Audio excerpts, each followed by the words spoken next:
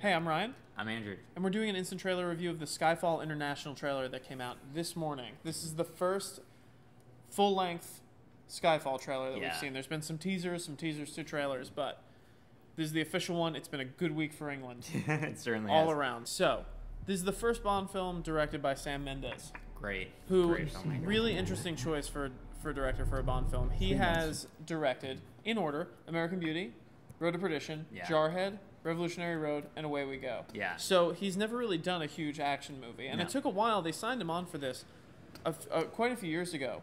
And MGM ran into some kind of financial troubles. So. And being a British filmmaker, he's actually never made a British movie. Yeah, that's He's only ever made American. He was taken under Steven Spielberg's wing really early on. Yeah. We know that the plot of this has to do with M allegedly losing the identities of a lot of MI6 agents. Yeah.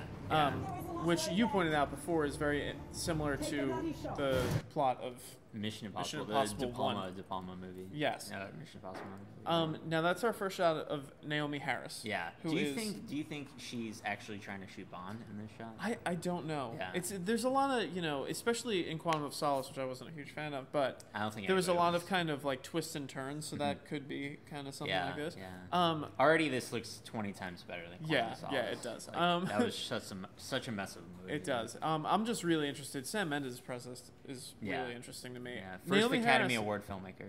Yeah. How about that? Naomi Harris is the oldest Bond girl. How old is she? I think she's in her late 30s. That's so weird that's like, wow, she's ancient for a Bond girl. We're getting this just in. She's 36. Yeah, 36. So, I mean, that's not old at all. No. But if you're a Bond girl, you're pretty long in the tooth at 36. There's a Born Identity that was shot. a very Born shot. Right. So this is Dame Judi Dench. As M. This is a MI6 being attacked, and there's like a for the second time under M's watch. Yeah, because in The World's Not Enough, MI6 was also attacked. Right. So maybe she's not getting security isn't her. Yeah, it's her forte. But this is her 7th time playing the role. Yes. And it's rumored that it may be her last. Bernard Lee, the most famous M, I think did it 9 or 10 times, maybe even 11. Yeah. But and it was MI6 was never attacked on. Yeah. What does that tell you? We all love her now. Yeah. We love Judi Dench. That's really cool. That's a cool shot. I don't know if he's drinking scorpions. I don't know what's happening. So that right there is Ralph Fiennes. Yeah. Awesome. Voldemort's coming into play. Yes, he's playing Mallory, who is some kind of government agent. It's been kind of unclear exactly who he's playing. He might take over for M if this is her last one. I'd be interested to see that. What's interesting about this? That was the first photo we ever saw of Bond in Skyfall was him in the trunks again. Yeah. Because the shot of him coming out of Casino Royale, coming out of the water. Oh yeah. Kind of mirroring Ursula Andrews in Dr. No.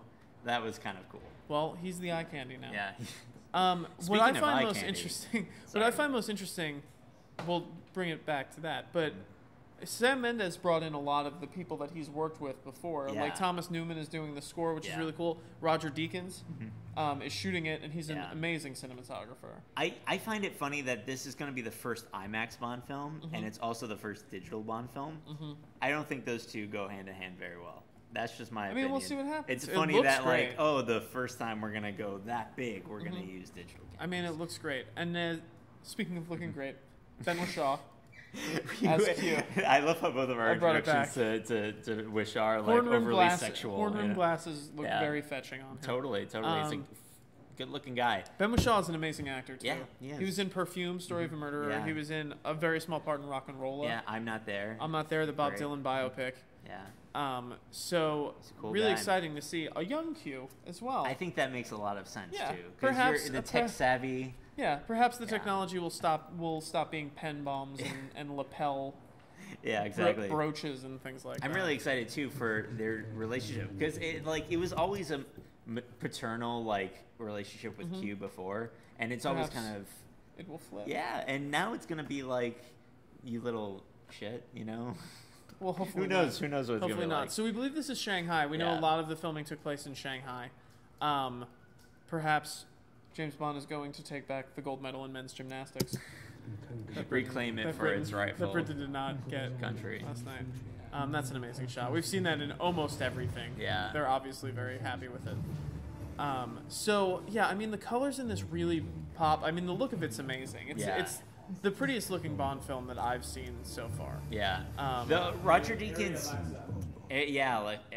Roger Deakins, though, this is his second... I think he's one of our greatest cinematographers Oh, absolutely. alive. It's his second digital movie. I have to say, in time, not that great looking movie. I didn't see it, but... it is Well, it seems like he's worked out the kinks. Hopefully. So, it does look good.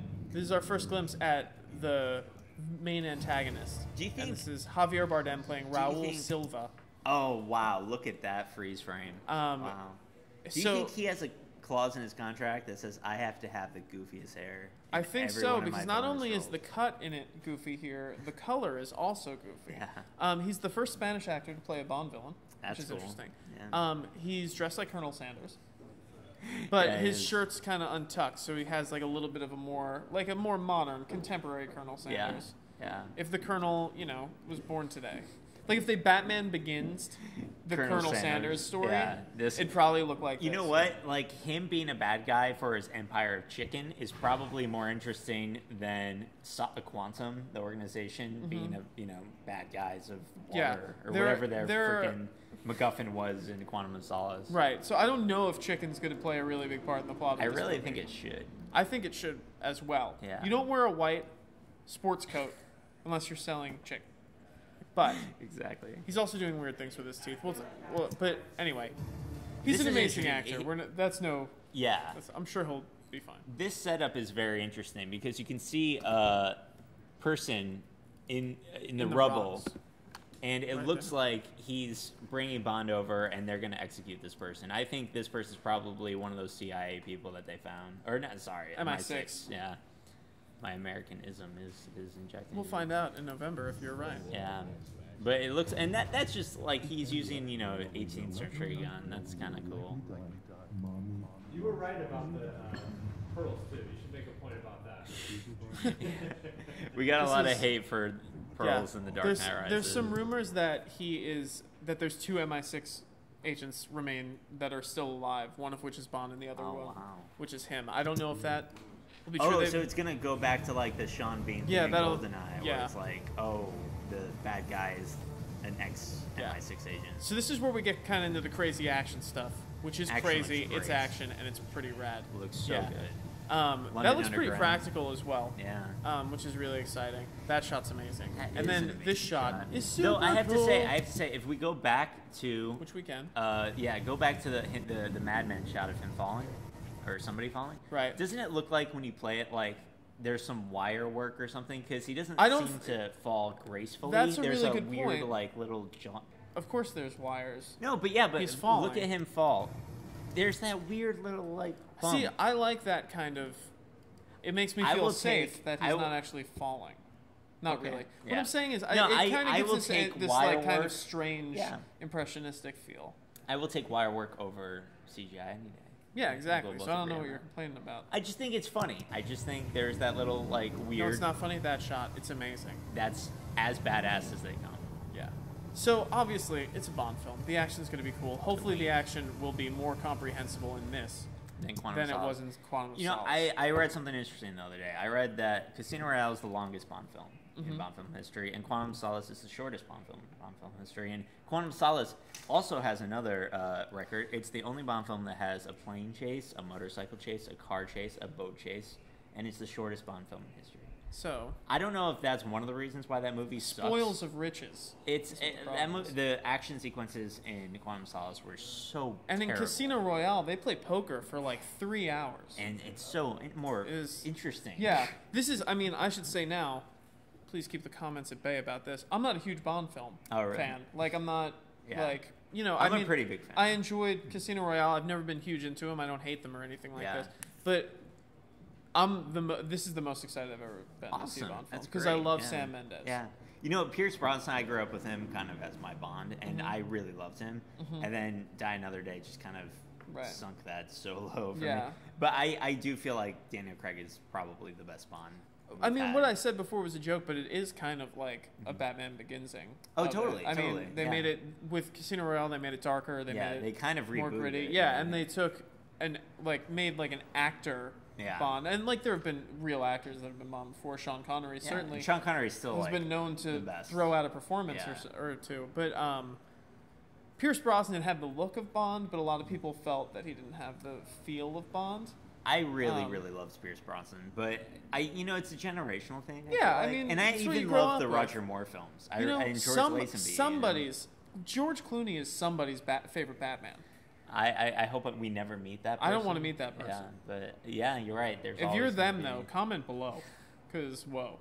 But I think Craig has the threat that Timothy Dalton brought. Because Timothy Dalton wasn't really very sexual. He wasn't very. Right.